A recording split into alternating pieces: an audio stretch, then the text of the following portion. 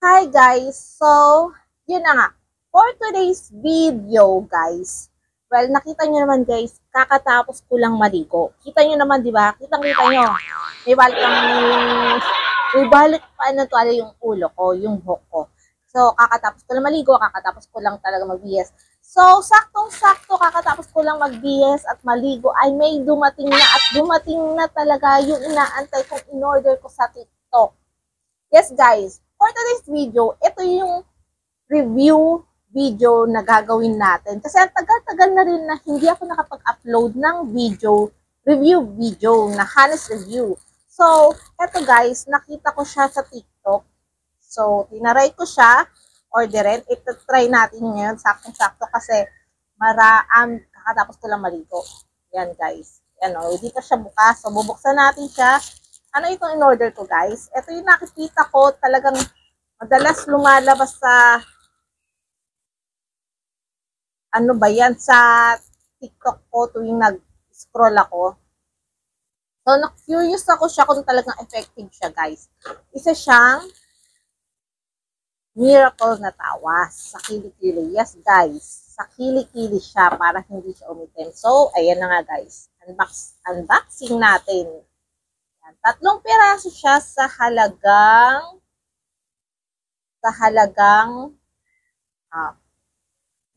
pesos. Pero ang binayad ko is 120 pesos kasi may shipping fee pa ata to. So yun na nga, 120 pesos sa 3 piraso. Ayan. Miracle tawas with calamansi. Wala ko nakikita nyo guys eh. Ayan oh. Ewan ko ba? Ang labo no? Ayan. Yan. Yan. Linaw-linaw ko na. Yan. Tawas siya. 3 siya for 120 kasama na yung shipping fee niya. Hindi ko alam kung magkano yung shipping fee. Kayo na magkwenta guys. So yan. Tatry natin sakto-sakto. Sabi nila maganda daw to. Nakakaputi daw.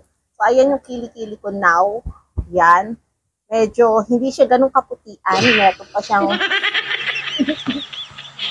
wait lang. Meron pa siyang guhit dyan. Ayan. Yan. Tignan natin kung effective siya. Tapos, binuksan ko na guys. Ayan o. Tapos, aamuyin natin siya. Siyempre, yung amoy. Tignan natin. Ay, amuyin muna natin kung mabango.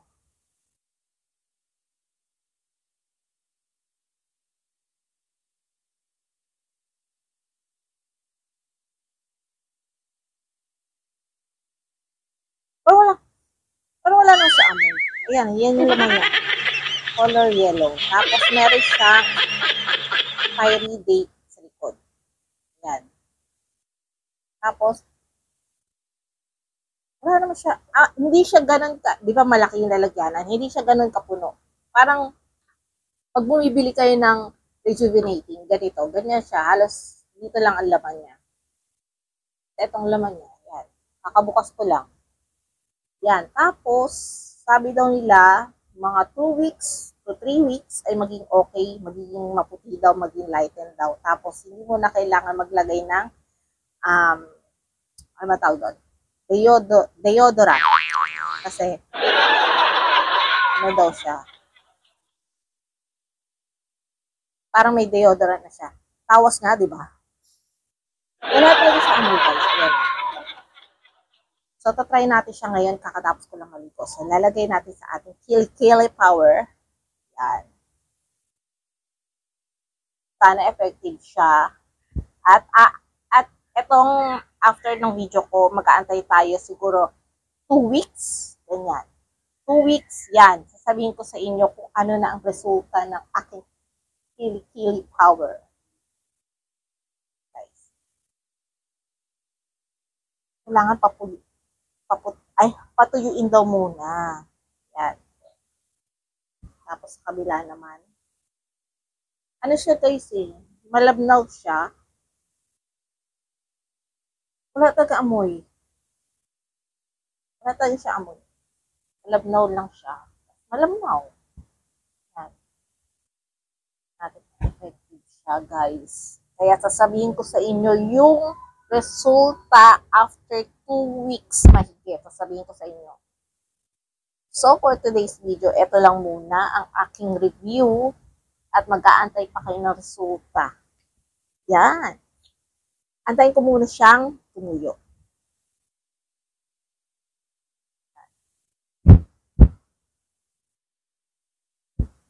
Medyo malagkit siya ng konti.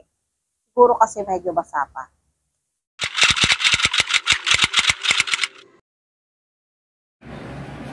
Ay, sabana. Hi guys! So, for today's video, ayun yung sinasabi ko sa inyo na umorder ako ng whitening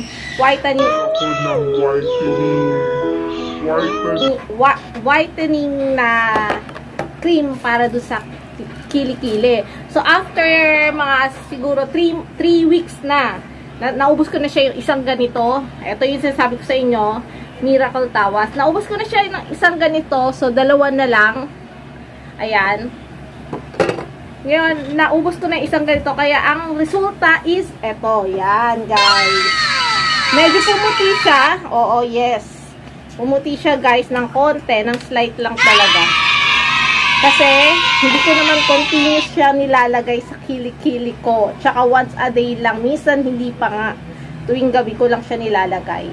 Tsaka guys, napansin ko siya nung ginagamit ko siya, na kapag nilalagay ko siya dito sa kilikili ko, tapos may suot pa akong damit, nakakahawa pala siya. Kumbaga, naging kulay itim yung damit mo dito sa laylayan ng kilikili.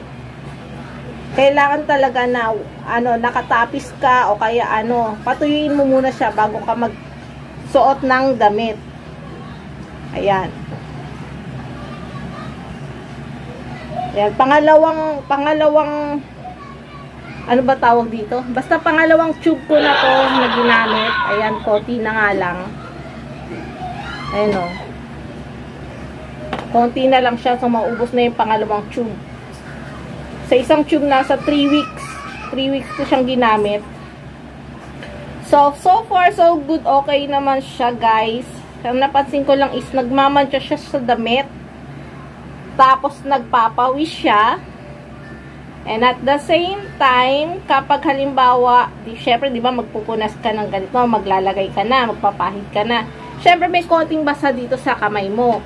So, napansin ko, pag pinunas ko siya sa tuwalya o sa bimpo, yung bimpo na white nagiging kulay itim. Nagkakaroon siya naman siya. Kaya kailangan ingat kayo pag maglalagay kayo ng Miracle Tawas. Ayan, guys. So, yun yung aking resulta.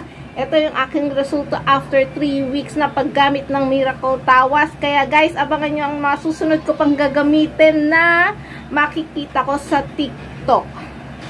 So, guys, please, kung napanood nyo yung aking channel or nag-scroll kayo at nakita nyo to, please subscribe and share this video, guys. Thank you, guys, sa panonood. Bye-bye! Patuyuin ko muna. Tapos maghuhugas ako ng kamay.